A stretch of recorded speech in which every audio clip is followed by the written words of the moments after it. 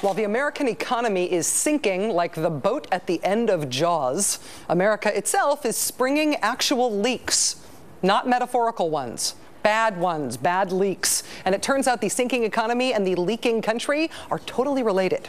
All right, last month, 1 billion gallons of toxic coal ash sludge from a nearby power plant burst through a wall in Tennessee, causing massive property and environmental damage. The toxic sludge toppled houses, it dirtied rivers and streams. According to state authorities, at least 54,000 people were left with contaminated water. And then today, another waste pond at a coal-burning power plant ruptured, this time because of some sort of leaky pipe. And this time it happened in northeast Alabama. The damage was more limited than the Kingston, Tennessee disaster, but according to an Associated Press analysis that's out today, there are 156 coal-fired power plants that store ash in surface ponds similar to the one that ruptured last month in Tennessee. And these waste repositories are virtually unregulated. And this structural and environmental crisis is absolutely related to Barack Obama's ostensible top priority, the economy, which today it was revealed lost another 524,000 jobs in a single month. In 2008, for the year, America lost another 2.6 million jobs. That's the highest yearly job loss total since 1945. The unemployment rate shot up from 6.7% in November to 7.2% last month. That's the worst unemployment rate in 16 years. But as Obama's stimulus deal meets opposition from both political parties, consider this. It is not just the job market that is in dangerous freefall in this country. It's the country's infrastructure, too. Not the free broadband or the wind farms that some politicians like to either inveigh against or put on bumper stickers, depending on their politics. It's the stuff that we've already got. It's our dams and our waste holding ponds and the water supplying pipes and our bridges. It's the stuff that, when it fails, makes for a genuine catastrophe. A new documentary from PBS called Blueprint America, The Big Fix, documents some elements of this crisis.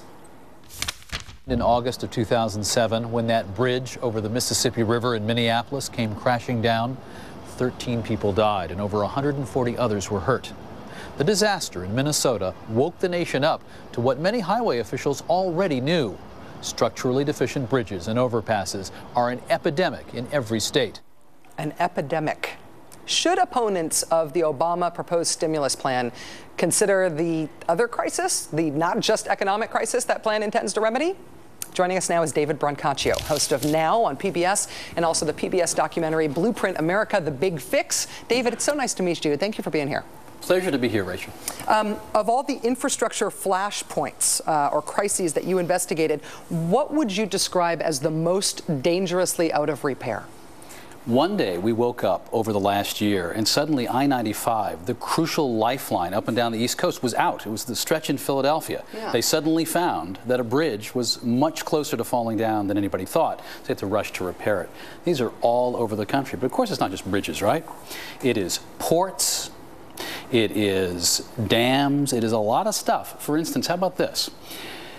How you get all this groovy green power into homes requires electric power lines. Those are antiquated. We know when it gets hot, they fall apart and we have blackouts. But those have to be upgraded. So my program Now on PBS next week is working on that one. Some people don't want the lines through their backyard, all this new construction. But we got to get the power in somehow. Well, the politics of this is very much about who will be put to work building new things, no matter what the things are. But there is sort of a national security angle on this as well, that disasters, catastrophes, calamities don't have to be caused by deliberate actions of bad people trying to hurt us. They could be caused by our own negligence. I wonder to a certain extent if we're starting to see the redefinition of this as homeland security. That's a very wise observation, because this kind of stuff can kill people. Yeah. And we learned that horrible day in Minneapolis when the 35W bridge came down. And often we look far away, far overseas, to legitimate threats, but sometimes they're right in front of us. And so what the government is realizing is you can do a couple of things. Hire some people so that there's less of a chance of a Great Depression, and fix what is out there. But here's the thing, it has to be done right, because there are really two jobs here. Job number one is fixing the stuff so that it operates efficiently and doesn't kill anybody.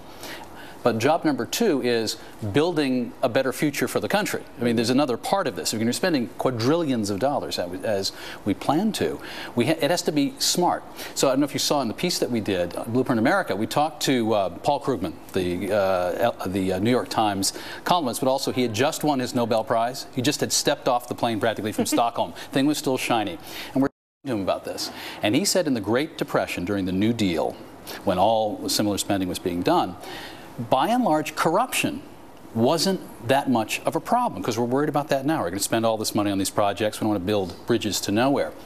And Krugman said, back during the New Deal, we were able to hire the best and the brightest to government service. So we got good people, and they didn't abuse and lose all the money. We have to figure out a way to do it this time, because this has been, what, how many decades of people making fun of people who want to do government service? Right. We've got to change the ethos of that, and that's one of the sorts of things that you can do with a lot of political capital, say, if you were, say, a very popular new president who gave great speeches.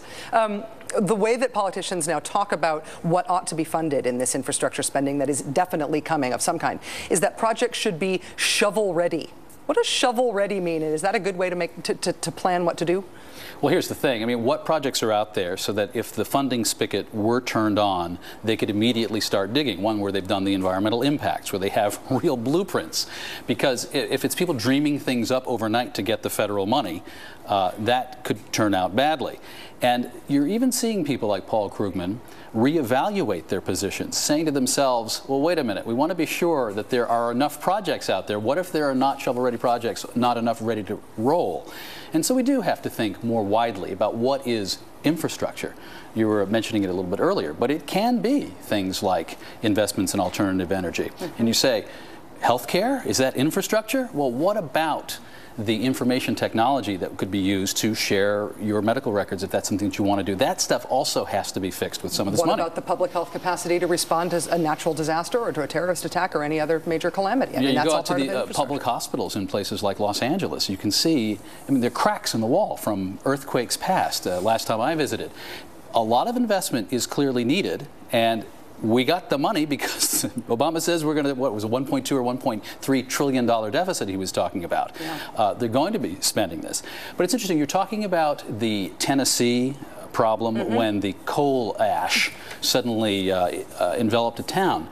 That's not a natural disaster. That is somebody not doing the proper infrastructure investments to prevent that from happening. How many of those pools of coal ash are there around? It was like 1,300 dumps. Well, the one that failed in Alabama was inspected on, they announced December 31st that it was fine.